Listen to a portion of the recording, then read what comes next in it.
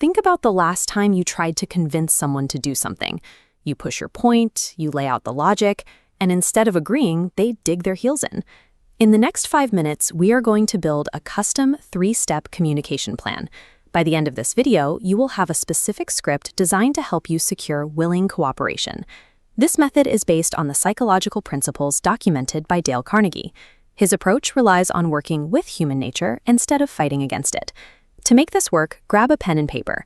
Think of one specific person you need to influence right now and write down exactly what you want them to do. We are going to build your pitch step by step. Step 1 starts with your instincts. Right below your goal, write down exactly what you want to say to this person right now. Don't filter it, just put your immediate, natural urge on the page. Now, look at what you just wrote. Take your pen and cross out any sentence that contains a criticism or a complaint about their behavior. When a person feels blamed, their immediate psychological response is to rationalize. Instead of reflecting on the error, the recipient focuses on searching for reasons to prove they were right all along. Abraham Lincoln learned this through a near-fatal duel and years of wartime leadership. When a general made a catastrophic blunder that allowed the Confederate Army to escape, Lincoln wrote a stinging rebuke, but he never sent it. He realized a sharp critique would cause the general to justify the mistake, impairing his future usefulness to the army. By removing these sentences, you have acknowledged that criticism rarely changes a mind. It only wounds pride. Your draft is now a clean slate. Step 2 provides a new starting point. Look at your target person. Find one honest, sincere point of appreciation about them and write that down as your new opening line. This works because of a universal human hunger, the craving to be appreciated. When you satisfy this specific need, you remove the friction that usually exists between a sender and a receiver. Charles Schwab was paid a salary of over $1 million a year, not because he was a technical genius in steel production, but because he could lead people. He accomplished this through a strict habit of being hearty in his approbation and lavish in his praise. He understood that people put forth more effort under a spirit of approval than they ever do under criticism.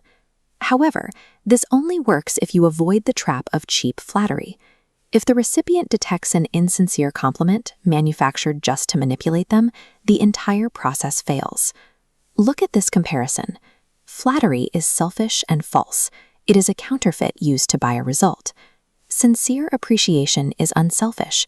It requires you to observe the other person's true merits and speak from the heart. By beginning with appreciation, you have shifted the focus toward the recipient's value, making them more receptive to the request that follows. Step 3 is the request itself. But for this to work, you must frame your goal entirely in terms of what the other person wants. Think of it like fishing. You might personally enjoy strawberries and cream, but fish prefer worms.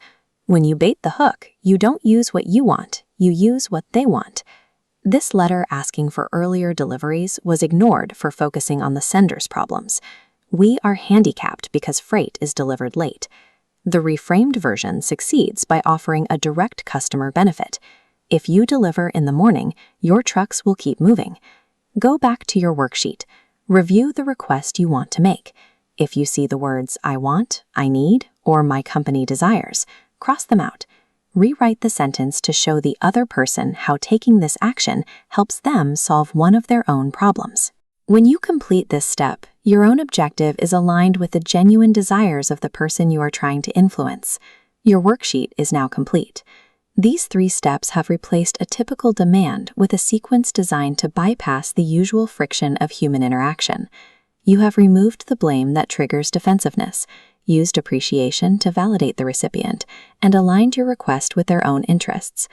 Deploy this plan in your very next email or conversation.